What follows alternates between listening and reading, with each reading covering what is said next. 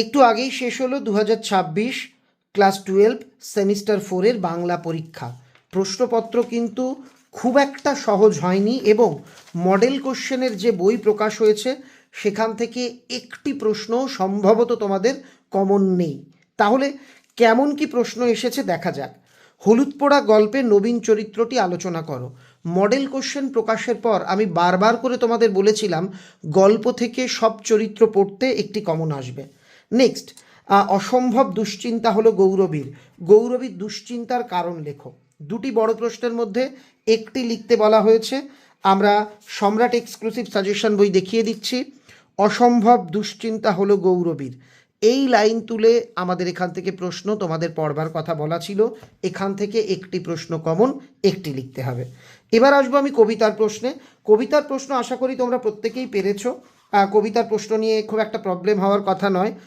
বাবা এলো ছেলে এলো না, আমি কালকেও বলেছি, এমনকি তার আগেও বলেছি, বারবার বলেছি, বাবা এলো ছেলে এলো না, এই লাইন তুলেই বড় প্রশ্নটা হয়েছে। এবং তার আগের মধ্যবিত্তরা বেদনাহীন, এই যে মধ্যবিত্তা মোদির সমাজে, এই লাইনটার কথা আমি বলে দিয়েছিলাম।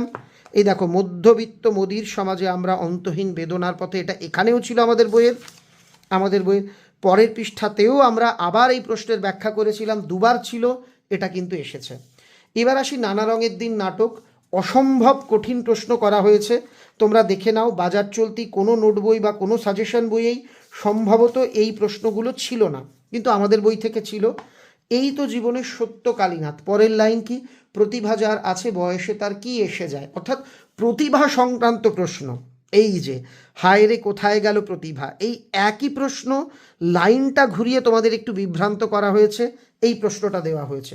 আর পুরনো দিনের কথা ভুলে যান চাটুর্য মশাই, এটা আমি বারবার তোমাদের বলেছিলাম, তোমরা লাইনের উপর ভরসা করবে না। নতুন সিলেবাস যে কোনো কিছু করতে পারে, তোমরা গল্প নাটক বারবার রিডিং পড়ো। আমি বলেছিলাম মেয়েটি সম্পর্কে পড়তে, যে জানো কালীনাথ একটি মেয়ে, সেই যে মেয়েটা রজনীকে আর কি যেভাবে প্রতারণা করলো, তারপর রজনী দুঃখ করছে, তখন কালীনাথ বলেছিল সেই পুরনো দিনের কথা ভুলে যান চাটুর্য মশাই, এটাও আমাদের বইয়ে রয়েছে। এবার চলে যাব পরের প্রশ্ন। ডাকঘর নাটক থেকে দেখো কত গুরুত্বপূর্ণ প্রশ্ন, কিন্তু ইচ্ছাকৃতভাবে যেগুলো অতটা গুরুত্বপূর্ণ নয় তোমাদের দেওয়া হয়েছে। তাহলে আমরা কি দেখলাম? গল্পের দুটোর মধ্যে একটা লিখতে হবে, একটা কমন। কবিতায় দুটোর মধ্যে একটা লিখতে হবে, দুটোই কমন। নাটকে দুটোর মধ্যে একটা লিখতে হবে, দুটো ধারণাগতভাবে কমন, অর্থাৎ লাইন কমন নেই কিন্তু প্রশ্ন কমন। নাটক থেকে 4টি প্রশ্ন দিয়ে 2টি করতে বলা হয়েছে। আমি বলেছিলাম লাস্ট অংশ থেকে প্রশ্ন আসবেই, আর আমি বারবার বলেছিলাম সুধা তোমায় ভোলেনি, এই এই প্রশ্নটা তোমাদের করে রাখতে। এই যে বলো সুধা তোমায় ভোলেনি, এই যে অংশ, এইটা কিন্তু তোমাদের কমন এসেছে। এই যে এখান থেকে দেখতে পাচ্ছ এই প্রশ্নটা, সুধা তোমায় ভোলেনি। আর ডাকঘর নাটকের নামকরণের সার্থকতা, এটাও আমি তোমাদের বলেছিলাম, ডাকঘর নাটকের নামকরণের সার্থকতা, এটা কমন এসেছে। তোমরা দেখছো সাহিত্যের ইতিহাস থেকে দুটো প্রশ্নই কমন, এখানে দুটো করতে হবে। কি আর তার আগে ছিল অমন নবীন চোখ নেই, এখানে আর কি সেই তার বউ কেমন হবে সেই বলছে, যে সেই বর্ণনাটা, যে অমল বলছে যে আমার এরকম টুকটুকে বউ হবে ইত্যাদি ইত্যাদি। এ কি উৎপাত, আমি আসি ভাই, এই জায়গা থেকেও একটা প্রশ্ন দিয়েছে। এখানে চিত্রকলার ইতিহাসে অবনীন্দ্রনাথ ঠাকুর আর তথ্যচিত্র, এই দুটোই আমি তোমাদের বারবার বলেছিলাম, কারণ তথ্যচিত্রটা হঠাৎ সিলেবাসে নতুন এসছে, মানে আগে এতটা গুরুত্বপূর্ণ ছিল না। এই যে তথ্যচিত্রের ধারা আর অবনীন্দ্রনাথ ঠাকুর, দুটোই এখানে দুটো কমন।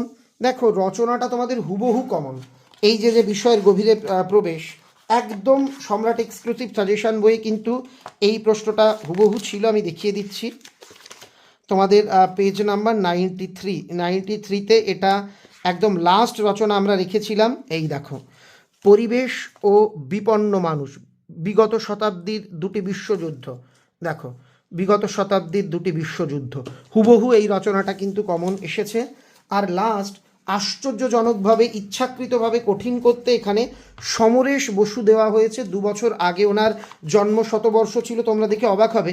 এই যেটা গতবারের সম্রাট এক্সক্লুসিভ, সেখানে কিন্তু আমি সবাইকে সমরেশ বসু পড়তে বলেছিলাম গতবার, কিন্তু সেটা গতবার না দিয়ে এবার দেখো মডেল কোশ্চেনে তোমাদের সঙ্গে কার্যত প্রতারণা হলো।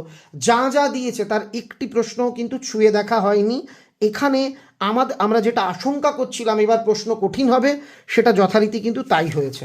প্রশ্ন নিয়ে আমি এটুকু বলতে পারি, মন্দ ভালো মিশিয়ে প্রশ্ন হয়েছে। তবে যারা খুব খুঁটিয়ে পড়নি টেক্সট, তাদের জন্য প্রশ্ন কঠিন। তবে যারা মোটামুটি সারা বছর পড়াশুনো করেছো, বিশেষ করে সম্রাট এক্সক্লুসিভ সাজেশন বই পড়েছো, তারা একদমই সব বিভাগ থেকে যতগুলো প্রশ্ন লিখতে হবে তার থেকেও বেশি প্রশ্ন কমন পেয়েছো, ভালোভাবে লিখতে পেরেছো। তবে আমি এখানে একটা কথা বলবো, ইংরেজির জন্য তোমরা শুধু মডেল কোশ্চেন নয়, শুধু সাজেশন নয়, আজকে বারবার লাইনগুলো পড়ো, বিভিন্ন লাইন পড়ে যাও। তোমাদের যদি বাংলার মতন একটু ঘুরিয়ে পেঁচিয়ে প্রশ্ন করার শখ হয়, পরীক্ষক যাতে তোমাদের কোনো মতে পরাস্ত না করতে পারেন। সবার আগামী পরীক্ষা ভালো হোক, সবার জন্য শুভকামনা রইল।